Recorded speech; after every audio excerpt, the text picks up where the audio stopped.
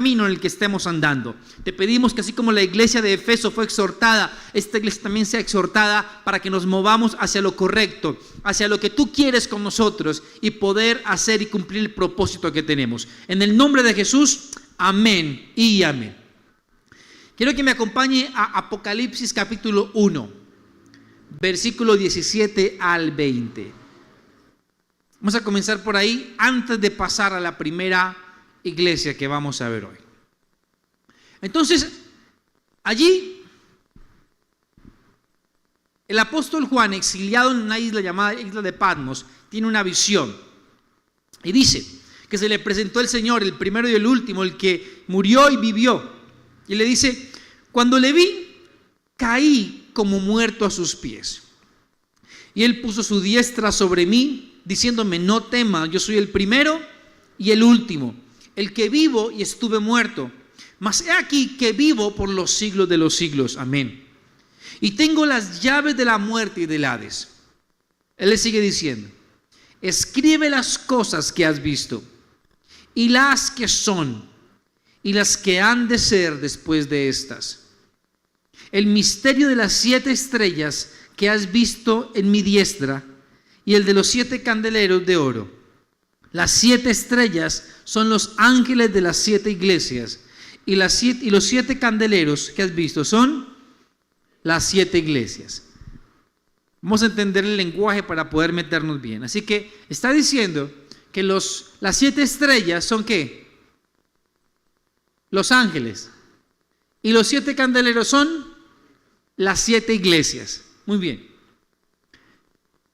Juan recibe la visión. El Señor comienza a decirle, primero a aclararle quién es el que le está hablando.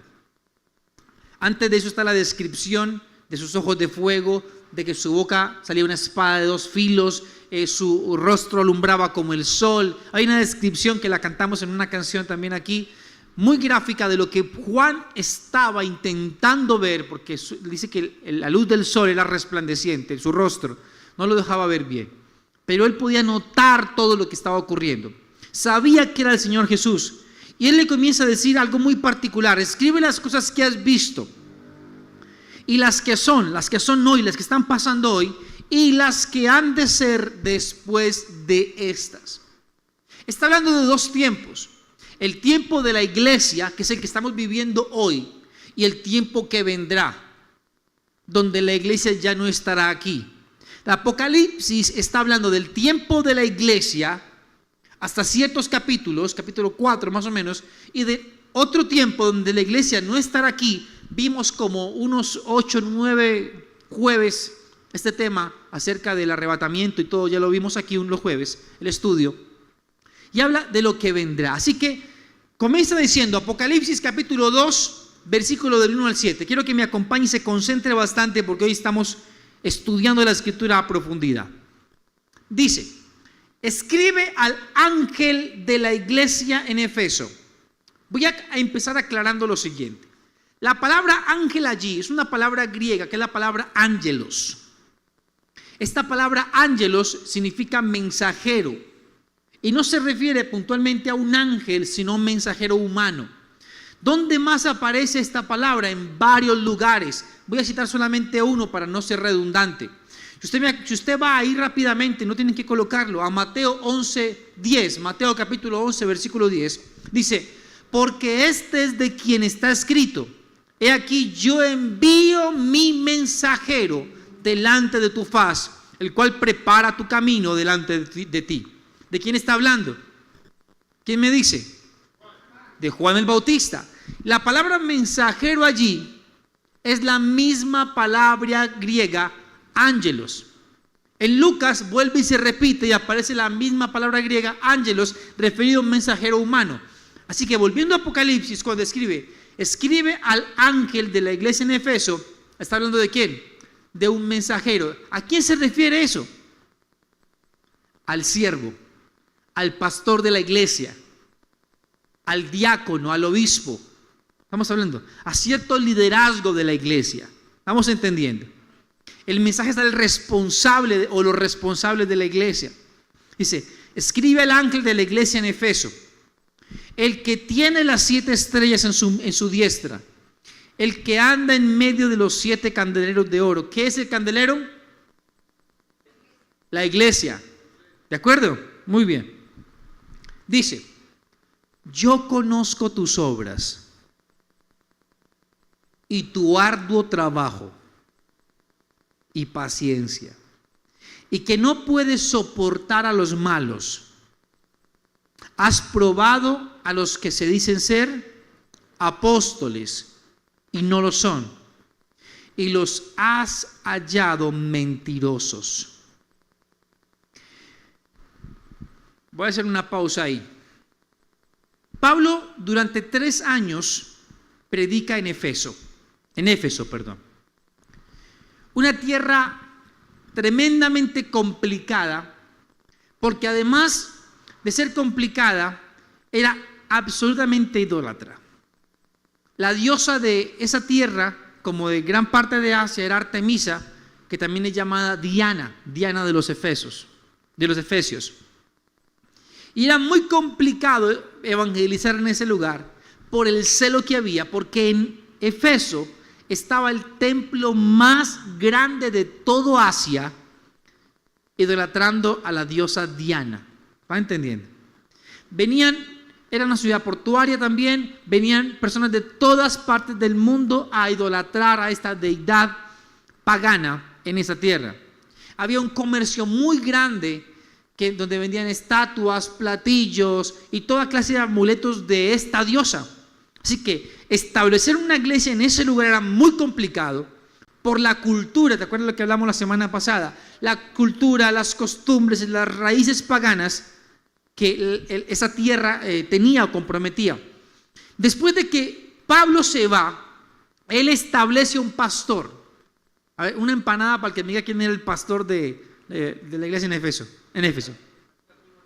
Timoteo. Eso. Sacando la empanada, mano. Alargamos la empanada. ¿Quién dijo Santiago para que le pague la empanada? Le paga la empanada al niño. Timoteo era el pastor de la iglesia de Éfeso. Así que cuando usted, escúcheme, esto es muy importante. Cuando usted vuelva a leer las 2 cartas a Timoteo, usted se va a acordar de que lo que Pablo le está diciendo son consejos al pastor de la iglesia de Éfeso. ¿Cómo debe pastorear la iglesia de Éfeso? ¿Qué problemáticas había? Como él estuvo 3 años en Éfeso, él sabía cómo era la iglesia. Él sabía qué problemas había. Él sabía cómo debía pasar. Entonces le empieza a aconsejar lo que tenía que hacer. Vamos a 2 de Timoteo. Ahora le damos una aplicación a esto. Permítame hacer un contexto histórico. 2 de Timoteo, capítulo 4, versículo del 1 al 5.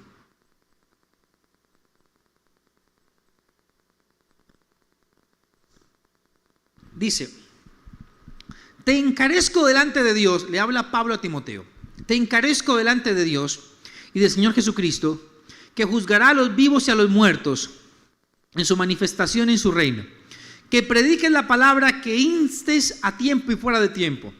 Redarguye, hijo, reprende, exhorta con toda paciencia y con toda doctrina, porque vendrán tiempos cuando no sufrirán la sana doctrina, sino que teniendo comezón de oír, se amontonarán maestros conforme a sus propias concupiscencias, y apartarán de la verdad el oído y se volverán a las fábulas. Pero tú, dice, sé sobrio en todo, soporta las aflicciones, haz obra de evangelista, cumple tu ministerio. ¿Se amontonarán qué? Maestros. Pablo le escribió esta carta a Timoteo 30 años antes de que Juan, el autor de Apocalipsis, la escribiera. Así que Dios está describiendo la iglesia que nació en Pablo y que pastoreó Timoteo y otros más después de él. ¿Estamos entendiendo? Y le está anticipando y le está diciendo Pablo a Timoteo que vendrán falsos maestros. Así que el Señor le dice en Apocalipsis: has probado a los que dicen ser apóstoles y no lo son, y los has hallado ¿qué? Mentirosos. O sea, el Señor le está diciendo: buena esa, chino. La iglesia de Éfeso era una iglesia, creo que la iglesia más fuerte doctrinalmente hablando. A ellos no les metían los dedos a la boca. Timoteo hizo un trabajo extraordinario en esa iglesia. Los querían engatusar con nuevas fábulas, no lo permitían. Su estructura doctrinal era maravillosa y el Señor se los está reconociendo. Yo conozco tus obras, tu arduo trabajo, tu paciencia, que no puedes soportar a los malos, que has probado a los que dicen ser apóstoles y no lo son, y los has hallado ¿qué?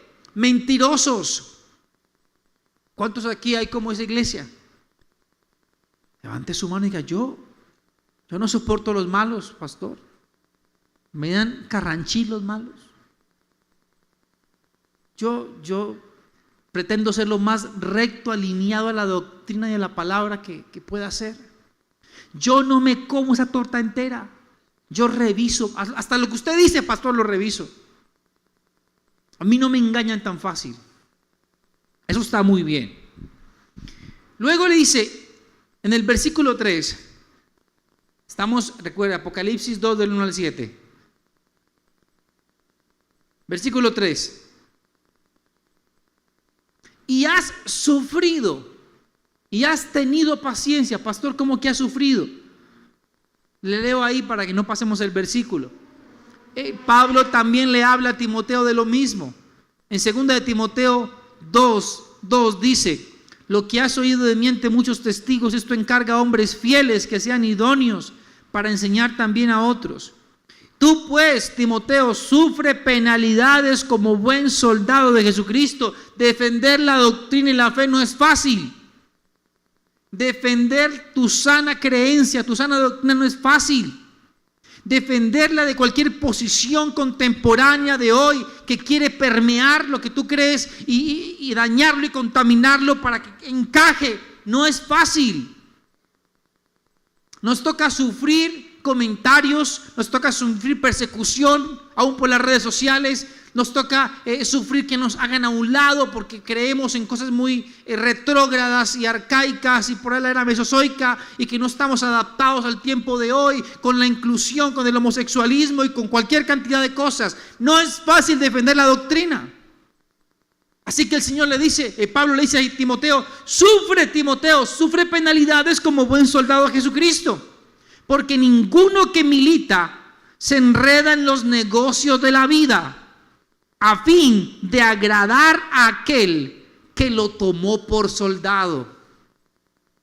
Solo tenemos a uno que agradar. Por eso el Señor confronta en la carta a los Gálatas, Gálatas 1:10, ¿qué le dice el Señor?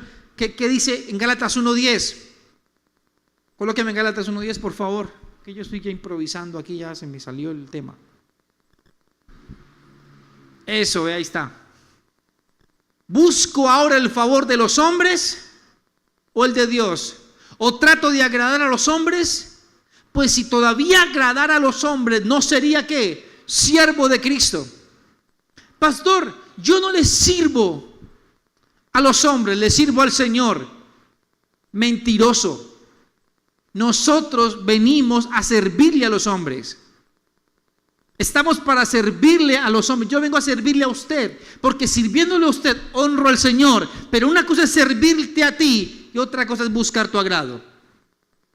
Buscar tu agrado a costa del principio. Buscar tu agrado a costa de ignorar el mandamiento. Buscar tu agrado a costa de vender vamos a entender, mi conciencia.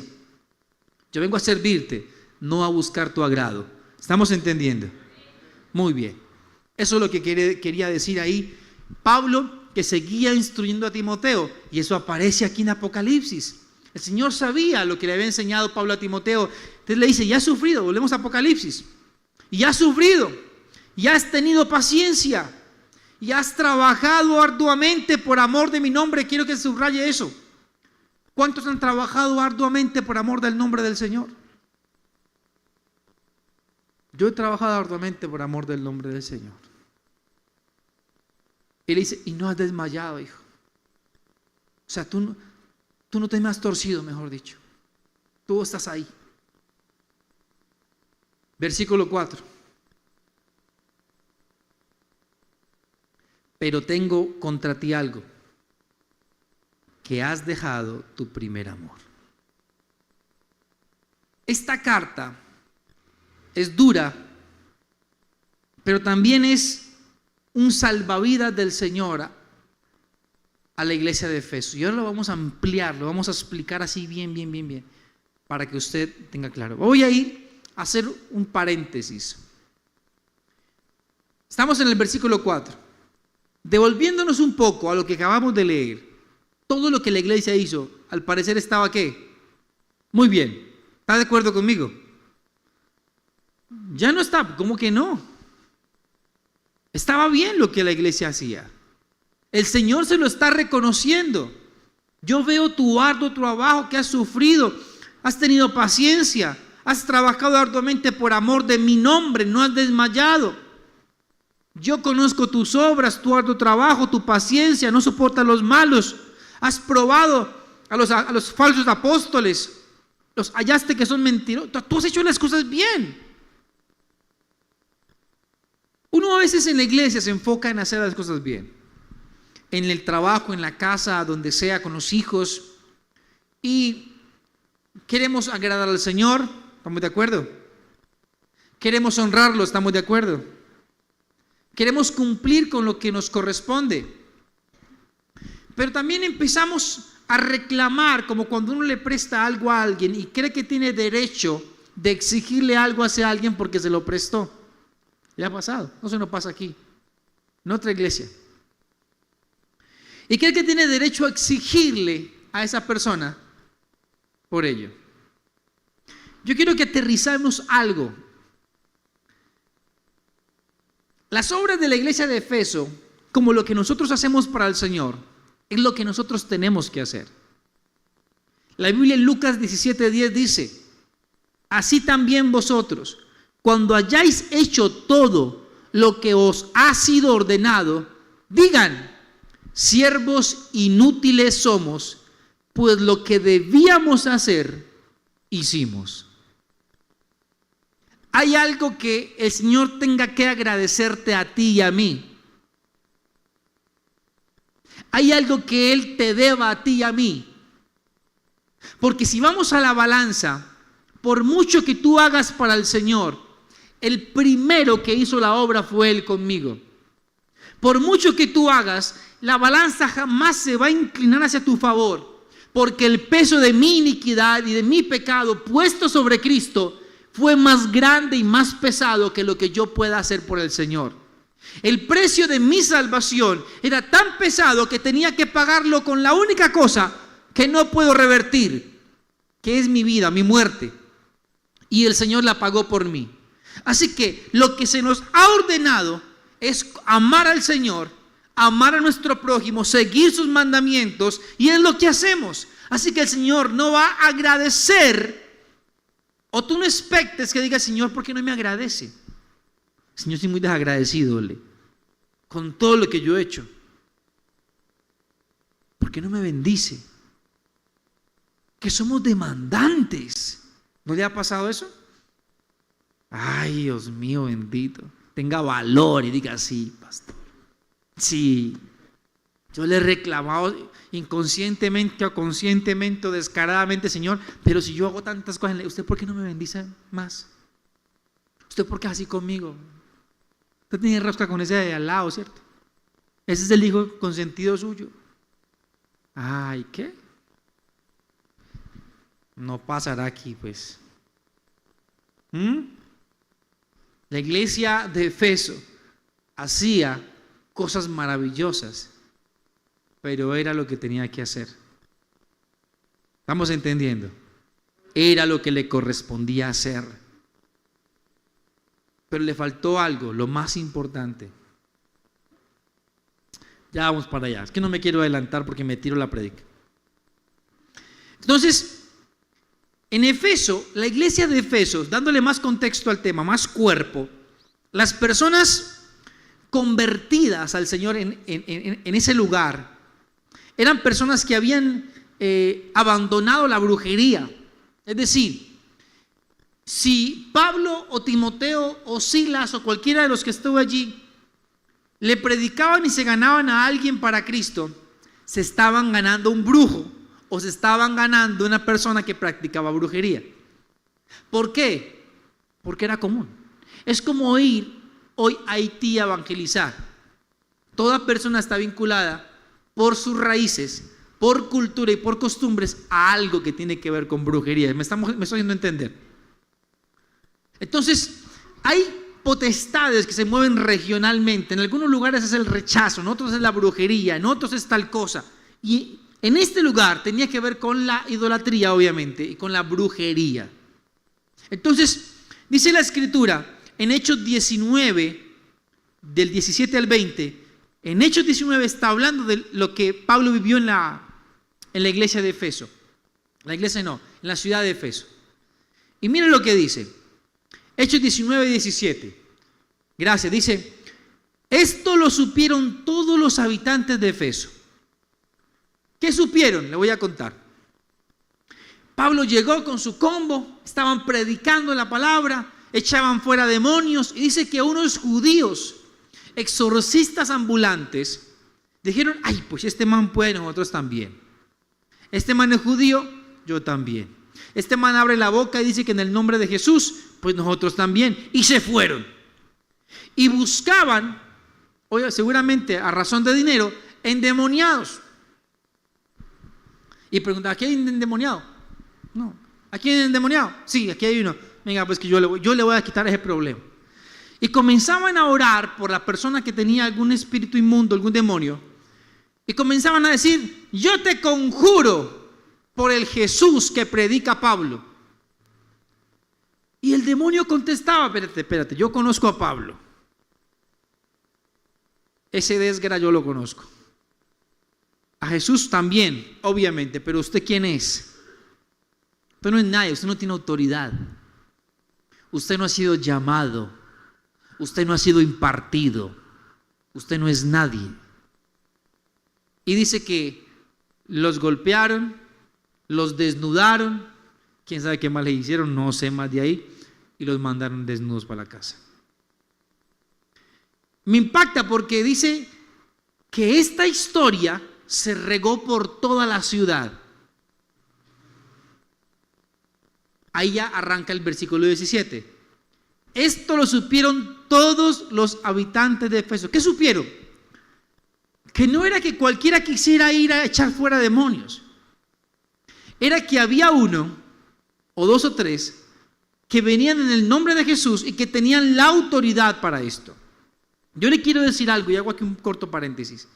La autoridad para estas cosas, tanto para predicar la palabra, para impartir sobre otros, para echar fuera, no es de todo el mundo. Todos podemos hacerlo en el nombre de Jesús. Claro, creemos en el mismo Cristo. Pero hay ciertas tareas para las que tenemos que ser impartidos por parte de Dios. Todos pueden pastorear, pero no todos son llamados al pastoreo, al ministerio pastoral. Tenemos que entender eso, porque hay personas que se van en nombre del Señor a otros lugares, no piden autorización, no piden esa autoridad, esa cobertura espiritual para hacer lo que van a hacer allí y terminan avergonzados, tristes, decepcionados porque se movieron en una ilegitimidad. Eso es importante entenderlo. El Señor les impartió autoridad a ellos. Os doy autoridad para que en mi nombre echen fuera demonios, oyen serpientes, escorpiones, nada les haga daño. Les impartió 2 o 3 veces. Y con esa autoridad iban y se veía. En el mundo espiritual se debe ver como un sello de autoridad en ellos. Abren su boca y se nota la autoridad que se imparte. Cierro el paréntesis. Así que dice, esto lo supieron todos los habitantes de Efeso, tanto judíos como griegos. Y les entró mucho temor, porque magnificaban el nombre del Señor Jesús. Muchos de los que habían creído venían y confesaban sus malas prácticas. De igual manera, muchos de los que practicaban la magia llevaron sus libros y los quemaron delante de todos. Y el precio de esos libros era de 50,000 monedas de plata. Fue así como la palabra del Señor se extendió y se difundió con mucha fuerza. ¿Sabe cuánto es hoy 50,000 monedas de plata? Alrededor de $350,000. Estamos hablando de 1.300 más o menos millones de pesos. Eso es mucho dinero para unos libros, no. Mucho. Ellos quemaron sus libros de hechicería. Yo pienso mucho en esto y digo, Satanás opera en la oscuridad, queriendo asustar a estos tipos, a estos exorcistas ambulantes, se manifestó.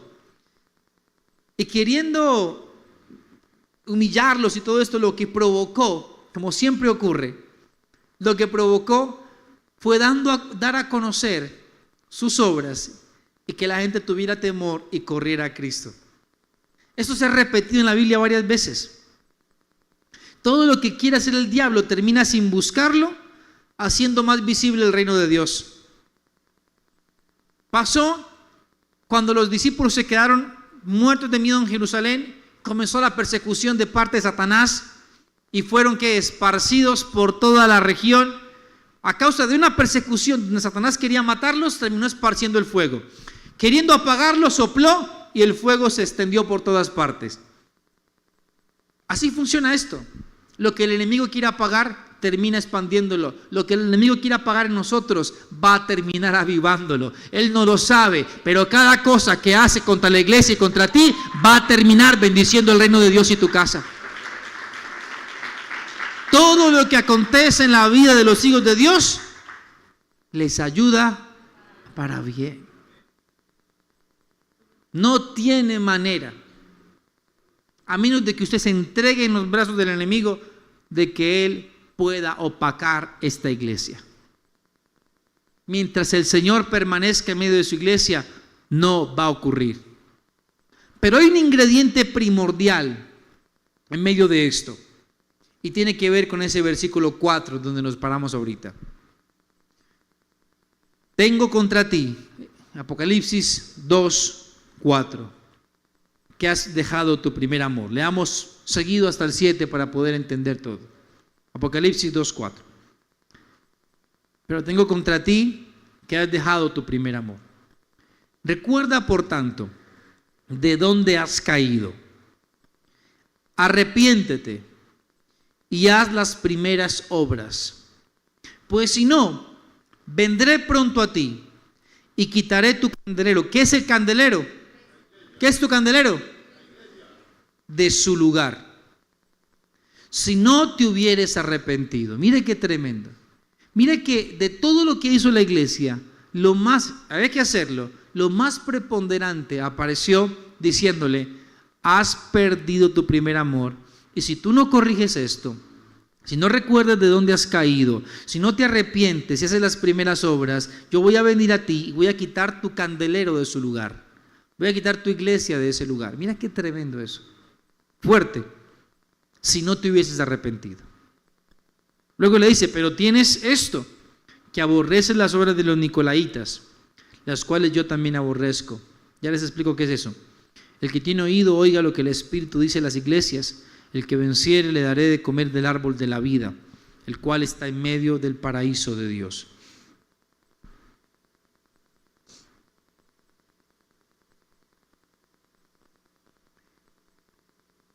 Podríamos decir que, entre comillas, la secta, como le decían en esas regiones a los cristianos, la secta de los cristianos tenía un nombre. Si usted es enfático, yo voy a preguntar si alguien ha visto esto, porque tal vez no lo ha visto. En Hechos capítulo 19, versículo 23, aparece un pasaje que tiene una particularidad. Hechos 19, 23. ¿Estamos ahí? Gracias. Hubo por aquel tiempo un disturbio no pequeño acerca del camino. No es cerca del camino. ¿Acerca de qué? Si usted nota, la palabra camino no está en minúscula. ¿Está en qué? No está hablando del camino, de un camino. Está hablando de un nombre. ¿Estamos aquí? ¿O no estamos aquí? Dice, hubo un disturbio no pequeño acerca del camino. No está hablando de un camino. Está hablando de una secta, entre comillas, llamada El Camino. Este versículo se repite. Es que no encuentro el versículo. Regálame un segundo. Aquí está. En el versículo 9 del mismo capítulo 19. Colócamelo por favor, Gerson. Versículo 9. Pero endureciéndose algunos y no creyendo, maldiciendo ¿qué? Vuelve a aparecer con una C mayúscula. El camino, delante de la multitud, se apartó Pablo de ellos y se separó de sus discípulos. El camino era como les llamaban a ellos. Porque ellos declaraban que el único camino al Padre, a Dios, era Jesucristo. ¿Estamos entendiendo? Entonces, no es un dato menor. Porque cuando hablamos del primer amor, es que no es bueno decir, obviamente no es una secta, sino que así le llamaban en ese momento. Este grupo que se les conocía como el camino, yo soy el camino, la verdad y la vida, nadie viene al Padre sino por mí, tenía una característica. Estas personas no se apartaban de la presencia de Dios. Estos discípulos y diáconos y obispos que se movían por toda la región y eran relacionados con el cristianismo, con Cristo Jesús, tenían una gran característica: eran gente de ayuno y de oración constante, que delegaron funciones en diáconos para poder seguir entregados a la palabra y a la oración. Gente que entendía que no podían desprenderse del vínculo relacional con el Padre a través del Espíritu Santo. Este grupo de personas llamado el camino era identificado por los grandes milagros, por las grandes señales. En Efeso ocurre un evento que es algo trastornador, y es que en medio del evangelismo y de las grandes señales, un platero, un hombre muy diestro haciendo imágenes de Diana, se convierte a Cristo. Los dueños de ese hombre arman un alboroto porque ese hombre les generaba mucho dinero.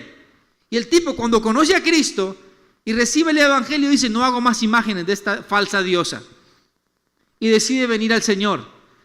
Arman un alboroto, llaman a los apóstoles, los van a meter a la cárcel, se arma, mejor dicho, la trifulca, y comienza el pueblo a confundirse, dice la escritura, y decir: ¡viva Diana de los Efesios! Señor, reprenda al diablo. Y se alborota la ciudad por causa de ellos. Ellos tenían algo especial. Si bien la iglesia de Efeso hacía las cosas bien, doctrinalmente estaba preparada, defendían la doctrina y trabajaban arduamente, habían perdido lo que los conectaba directamente con el Padre. Habían vuelto su relación con Dios un método de cumplimiento de unos mandamientos. Es decir, habían vuelto a la ley. ¿Usted me está entendiendo? Hay que hacer ciertas cosas sin dejar de hacer esto. Como el Señor le decía a los discípulos: hay que hacer esto sin dejar, hay que pagar impuestos sin dejar de diezmar. Es lo que el Señor les decía. Es un principio parecido. Hacían bien todas las cosas y lo hacían por amor, dice, del nombre del Señor, pero se olvidaron del Señor y de su nombre. Y en ese afán siento yo que la iglesia en general entró. Tenemos que hacer planes, tenemos que hacer proyectos, tenemos que evangelizar, tenemos que pastorearlo a usted, tenemos que trabajar en la obra, tenemos que dar frutos. Sí. Pero cuidado, que la línea fina que nos separa de las obras y de la pasión, del enamoramiento, la razón por la que estamos aquí, el vínculo primario que nos enamoró del Señor, su salvación y mi relación con Él íntima, desaparece fácilmente. Cruzamos una línea donde el método funciona. ¿Sabe por qué le dice el Señor? Si no corriges esto, si no te arrepientes, voy a quitar el candelero de su lugar. Es porque la iglesia que entra en ese método no dura mucho. Termina acabándose. El fuego desaparece. El método prevalece. Hay un método para todo. Este cayó en pecado, ahí está el método. ¿Qué es lo que dice el método? ¿Qué dice la instrucción? Si cayó en pecado de adulterio, de fornicación, hay que hacer esto. Sentado 1 año, no puede hablar con nadie. Los que han estado en la iglesia saben de qué les estoy hablando. Y aunque los pecados son los mismos, los procesos no lo son, a causa del corazón de cada persona.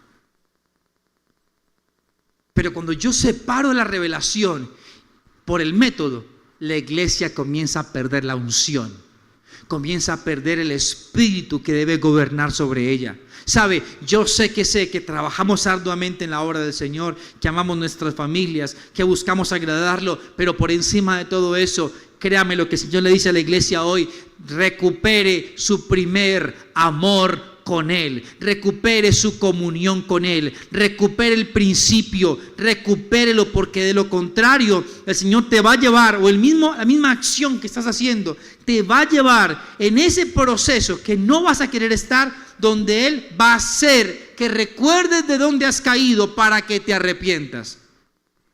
¿No dice la Escritura eso? Le dice: recuerda por tanto, amigo, de dónde has caído. O sea, del zarzo donde te bajé, arrepiéntete, vuelve, haz las primeras obras. Qué hermoso esto. Haz las primeras obras. ¿Cómo hace uno para identificar que está perdiendo ese primer amor con el Señor?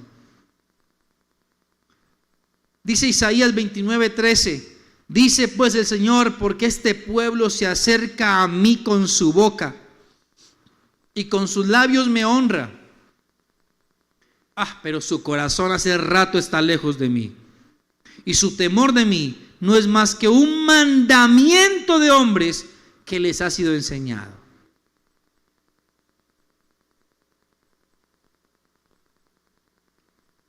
¿Te cuesta orar? ¿Te cuesta adorar al Señor? ¿Te cuesta leer la palabra? ¿La lees y te duermes? ¿Te cuesta marras concentrarte? Por no decir que te da pereza. Estás perdiendo el primer amor. Te estás desconectando. Sabes que hay que hacer cosas buenas, sabes que hay cosas que hay que hacer, sabes que debes venir a la iglesia, pero estás desconectado hace rato. Dios está diciéndole a la iglesia: si no cambias eso, la iglesia va a desaparecer. En el año 430, Éfeso es conquistada por los musulmanes. La ciudad es arrasada, y donde hubo iglesias colocaron mezquitas. El candelero fue quitado de su lugar. Tremendo, ¿verdad? Voy cerrando. Vamos a estar los jueves hablando de cada una de las iglesias. Hay unas que tienen un mensaje tremendo. Vuelve como lo hizo el hijo pródigo. La palabra dice que volviendo en sí, él recordó la casa de su padre, recordó a su padre y volvió. ¿A qué? A las primeras obras. Volvió a su padre. Se arrepintió: Señor, papá, perdóname. He pecado contra el cielo y contra ti. No soy digno de ser llamado tu hijo. ¿Cómo más me doy cuenta de que yo he perdido mi primer amor? Cuando dejo de amar a mi prójimo. Cuando me es cargoso el mandamiento. Cuando dejo de sentir amor por mi hermano. Porque si se da cuenta, los 2 primeros mandamientos son muy claros. Ama al Señor con todo tu corazón, con toda tu alma, con toda tu mente, con todas tus fuerzas. ¿Y qué? Y a tu prójimo como a ti mismo. Cuando yo dejo de amar a mi prójimo, yo he perdido mi primer amor. Porque el primer amor con el Señor me contagia del amor que Dios siente por las almas. Son señales que tenemos que detallar. Y por último, para no dejar corto el mensaje a la iglesia de Éfeso, el Señor les dice que Él recuerda, le dice que les reconoce el que aborrecen las obras de los nicolaitas. las cuales yo también aborrezco. Como ese estudio les voy a explicar rápidamente. Los nicolaítas, la palabra nicolaítas son dos palabras griegas que se unen y significa conquistadores laicos. Y son personas, o eran personas, hay muchas teorías acerca de esto, pero que eran personas de valores morales muy escasos, desahogaban sus pasiones y tienen que ver con el pecado de Balaam, que lo veremos en una de las iglesias la próxima semana. Y era que ellos caían en fornicación y en el comer de lo sacrificado a los ídolos. La única manera en que el pueblo de Dios podía caer en manos del enemigo era cuando caían en fornicación con mujeres de otras naciones y comían de lo sacrificado a los ídolos de esas naciones. Cuando hacían eso, las puertas se abrían para que el enemigo los devastara. Esa era la clave, y eso lo vamos a ver la otra semana. Pero dice que esta iglesia aborrecía a los nicolaitas. Usted se da cuenta, la iglesia tenía un método correcto, hacía cosas de la manera correcta, querían agradar al Señor, pero se les olvidó lo más importante. Se desconectaron de ese primer amor. Cuando usted se desconecta, es más importante el procedimiento que la persona. Es más importante impartir juicio y justicia, entre comillas, que la vida de la persona. Por eso hay tanta gente herida en las iglesias. Es increíble, yo he conocido gente más herida por estar en una iglesia que la que no está en la iglesia. Aquí gente llega más herida por causa de algo que pasó en una iglesia que la gente que llega que no conoce una iglesia. Porque es tanta la esperanza que se pone que en la iglesia no lo van a dañar, que cuando terminan dañados por cosas como esas, donde el juicio es más importante que el amor que se tiene por la persona, pues imagínense, si en la casa de Dios me dañan, ¿qué puedo esperar afuera? Y nosotros tenemos que restaurar a esas personas, por eso conozco los casos. Así que iglesia, yo les insto en esta noche, ya terminé, casi las 9 de la noche, a que no perdamos y que revisemos cómo está nuestra relación con Dios, que revisemos cómo está ese vínculo con el Señor, que aunque hay que hacer cosas, sí, no son más importantes que recuperar nuestro primer amor con Dios. No son más importantes que nuestra relación auténtica y genuina con Dios. No son más importantes que nuestra adoración a Dios.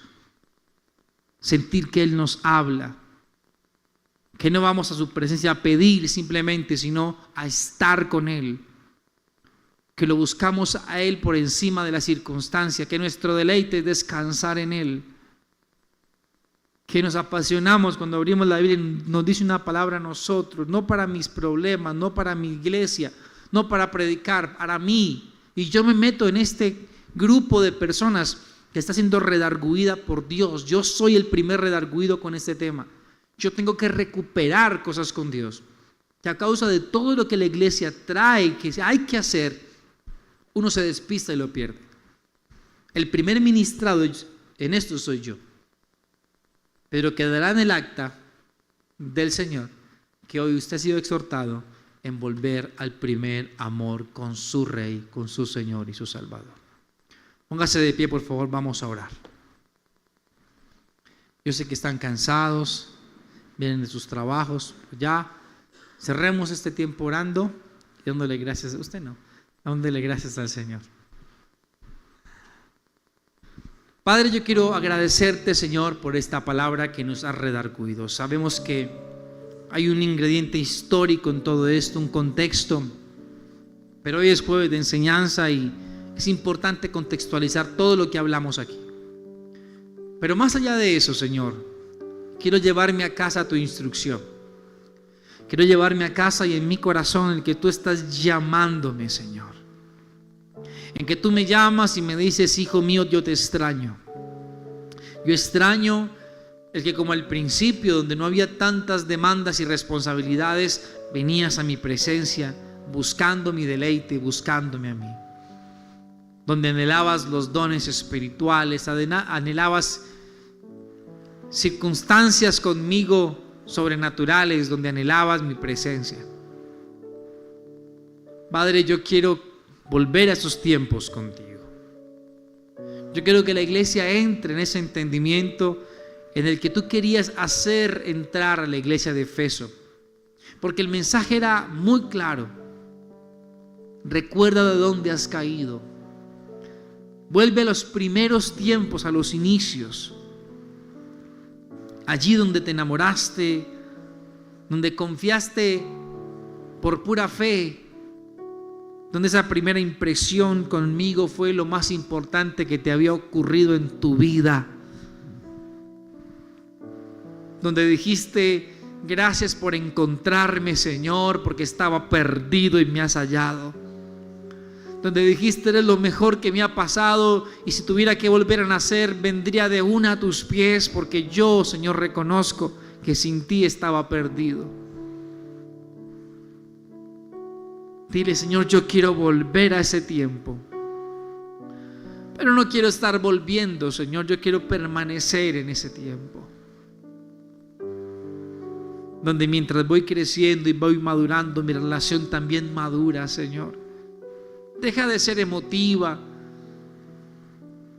y se vuelve más profunda contigo. Señor, yo quiero tener tu sentir en mi corazón, el amor por el prójimo, el amor por los demás. Porque yo creo que la más grande señal de estar o no estar en este amor es que yo ame lo que tú amas, Señor. Si yo amo lo que tú amas, Señor, si me conmuevo con lo que tú te conmueves, Señor, yo estoy allí en mi primer amor. Si yo cumplo y no me es cargoso el principio, yo estoy en el primer amor. Si me deleito aún con tu exhortación, si me deleito aún, Señor, cuando me haces caer en cuenta de mi error, así me sienta incómodo, si me deleito en medio de ello, yo estoy en el primer amor. Pero si me molesto, Señor, estoy perdiendo la sensibilidad, Señor. No me permitas sentirme lejos, porque puedes estar aquí conmigo, pero yo puedo sentirme lejos y no quiero sentirme lejos. Puedes estar hablándome, Señor, pero estoy tan ocupado que no puedo escucharte. Hay tanto ruido aquí en la tierra que me desconecto del silencio que está en los cielos. Ayúdame, Señor, porque quiero volver a reconectarme contigo. Espíritu Santo, ayúdanos a reconectarnos. Espíritu Santo, ayúdanos a reconectarnos con Jesús, con el Padre. Ayúdanos a reconocer tu voz, a recibir tu revelación. Espíritu Santo, ayúdanos a ser sensibles de nuevo. Yo sé que tú estás inquietando nuestro corazón con esto, porque es necesario volver a ti, Señor. Yo te doy gracias, Padre mío, y te pido en el nombre de Jesús que nos permitas desarrollar esa hambre, esa sed por tu palabra, ese deseo profundo por ir a escudriñar las Escrituras y encontrar estos secretos maravillosos. Entender, Señor, que tú estás en control de todas las cosas y que quieres llevarme, Señor, de lo bueno a lo mejor y de lo mejor a lo excelente. Te doy gracias por esta noche. Guarda esta palabra en mi corazón y permíteme, Señor mío, ir creciendo contigo en madurez, en carácter, pero sobre todo en no perder mi primer amor. Te doy gracias, Señor, en el nombre de Jesús. Llévalos con bien a casa. Amén.